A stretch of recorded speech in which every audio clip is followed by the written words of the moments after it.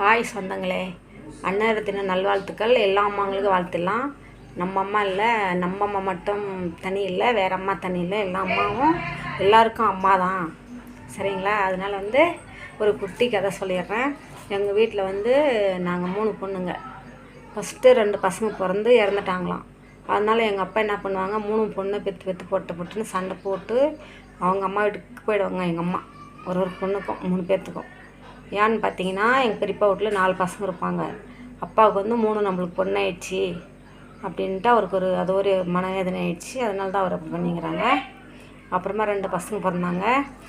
எங்கள் பெரிய தம்பி பிறந்துட்டு பையன் பிறந்துட்டான்னு சொல்லிட்டு அவங்க ஆகி போகிறாங்களே, அதுவே எடுத்து எங்கள் அப்பா சாப்பிட்டாங்களாம்.